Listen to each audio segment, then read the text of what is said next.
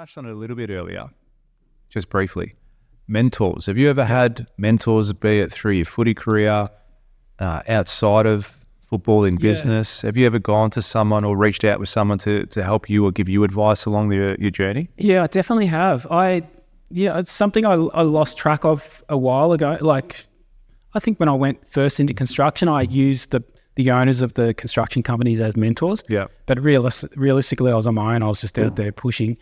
Football, definitely you would look at the best players in the clubs, which was something I jumped onto early. Wayne Campbell, Matthew Knights, Brendan Gale, who was my sort of guys who were a little bit older than me, who were good players. And I just watched their habits. And then from there, you met some amazing people in business. So you use them as mentors. And I think it's something that is undervalued. You really should find people that you want, that you can see are being successful, because I think most people will give you everything if you ask them a question. If you show a bit of interest and say, I love what you've done, and they'll give you all the answers that you need to fast track. Yeah, I agree with that. I think more people are more willing to help than what you would think. Yeah, I think so. As long as there's a good, you've got to obviously connect with someone, but even me connecting with you, George, like, I like your energy, I like what you're doing. So it's been good for me to see how you do business, because that gives me energy on, okay, I'm not doing enough. When you see people who are doing a lot. We say that to each other all the time. Yeah. It's like, fuck, we're playing so small. And we're doing things like above and beyond what a normal person does. And even we still challenge each other. It's like, hey, what are you doing? Right. Is that all you did this week? You know what I mean? Oh, it's 9 p.m. and you go to bed. Yeah. What's wrong with you? So half the time I'm taking the piss. Yeah. And you know what? That's what football was for me. I remember playing forward line in for Richmond, and I think I won a goal kick, and then I think it was time to go into the midfield. And I remember sourcing out, Nathan Burke, but that was really to find out what Robert Harvey was doing at St Kilda, who was a gun, and Nathan Burke was a great player himself as well, just hard at it. And then I got hold of Shane Crawford and went and had a coffee with him and had a chat about what he was doing. Whilst you were playing? Yep, while I was playing. So did you, and this is whilst he was playing too? He was playing, but I needed to know what they were doing. Was that often that players would do that? That you have connections outside of your club? I don't know, but it was something I did, which I look back to, and I think it was a really good thing, because I realised that I wasn't doing enough and they were doing more. I think one thing that I found out from Shane Crawford was he was riding his bike from Hawthorn to Waverley.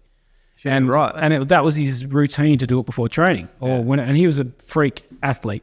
I do recall stuff like he did stuff like that. I recall him doing stuff like that. I think it was, I can't remember, on the footy show or something. It would say that he used from to do Perth to Melbourne. Oh, he did all that. But from an athletic point of view, he would do a lot extra from everyone else. He was a cat. He was a very good player. So a Brownlow medalist too. Yeah, and most of the greatest players out there have probably done a lot more than you know. In a lot more than other people. So anyway, I found out Shane was doing that, and we ended up starting to train at Waverley for some pre-season. All of a sudden, I was riding my bike to Waverley. Usually, Richo would drive me back in his car with the bike after. So you would do pre-season with other players from other teams? No, we ended up doing a couple of pre-season sessions at Waverley after I spoke to Crawf, and all of a sudden I was riding my bike from South Melbourne to Mount Waverley or to Waverley Park, and and then you find other things to do, whether it's boxing but it's definitely mentors, and finding out what the best people are doing and how they do it is just so important. Otherwise, who's guiding you? How do you know where you're going with this? So driving blind, right? Yeah, and that's why probably a Matt Perrott for us at the moment is just really just watching how they do things, is really good for us, and we're referring each other at the moment. Work. What's his? I want to touch on footy a little bit, if that's okay. What's the one thing people don't know about playing? I'm an avid AFL fan. Yep. Growing up, Carlton supporter. Carlton. I actually got a message from my cousin. He's like, what are you doing later? I'm like, I'm actually meeting with Nick Daffy. He's like, oh, Nick Daffy used to play for Richmond, number 7, blah, blah, blah. I swear to God. He's like, he used to be my favourite player when I was a kid. Number 10, actually. Oh, there you go. He's wrong. He said 7. That's right. Close. He'll listen to this. What's the one thing about, I guess, playing sport at that level that people don't account? Like, we get it's hard, and it's a lifestyle. And what's the one thing like people don't know? Do you know what I mean? Like, what do people not know about playing sport at that level? Or what was the one thing? You see the glamorous side of things. I think one thing. Yeah. I think one thing comes off is that my son went down to Richmond this year. He's only 15, but he got invited down for 2 days, and it was amazing. It was like which I sort of said to him, this doesn't happen to every kid, every boy out there. I said, you're lucky because we've sort of got this father-son program at Richmond, which they're trying to get up and running. But they invited him down. He basically got 2 days fully to rock up at 7 o'clock in the morning and be an AFL footballer. So, and after the 2 days was over, he was just beaming and that excited. And I sat down and said, what's the best parts of this day? And he goes, and he thought about it. He goes, I think the best thing was sitting down in the spa, or like they do colds and hot baths. And he was sitting with Taranto and Dusty, which would obviously I like to sit with Dusty. But he said to me, he sat in the spa with Dusty and Taranto, and I said, what were you talking about? I was like a fan myself. What you talk about? And he goes, well, it's funny. Did you get his signature? The things that he said, he goes, well, speaking about the omelettes and what we eat before we get on a plane, what the boys eat before they go interstate.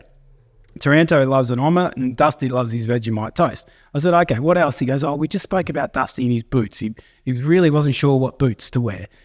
And it just made me realise that these guys have come out of being 16, 17-year-olds from the country or wherever and put into this punt road, a Dusty or a Tim Taranto went to Sydney. And everyone thinks they're this special human being, this Superman, but they're literally just someone who loved football, plucked from the country and dumped at punt road and expected to be this Superman. And I just, it just to made have me, all the answers. Yeah, it just made me realise that, they're just guys who, just like I was when I first started, we're just footballers and we got lucky and we're in there, but we don't know everything. We're not great at everything.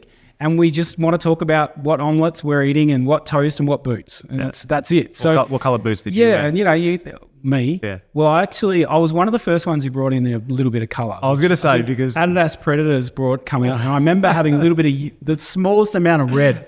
And I remember thinking, I'm going to get in trouble. Yeah, everyone's going to give it to you. Yeah. So, I was at the game. I went to the game a couple of weeks ago, and it was like when I was playing footy, it was everyone wore black boots, and then you'd get that one really good player might wear white, and you're like, oh, watch out, hot shot. Yeah. Everyone wore black boots. No. There wasn't a single pair of black boots on the field. No one wore black. I reckon it's the anomaly. It's changed. these days. Yeah. No, the colours are on fluorescent. fluorescent. Yeah, but they're cool. I like them. No, they look great. My son's already sending me photos of what boots he's wearing for next year. No, and they're like the brightest of bright. So I was like, if you want to stand out, just wear black. Yeah. With nothing on them. So So is he looking to go down that path of playing? Yeah, he wants to, and he's always been a late developer, but he's starting to get on top of his game. He plays for Geelong College and some areas in Geelong League, and I can see some really good qualities in him. It's good. He's driven.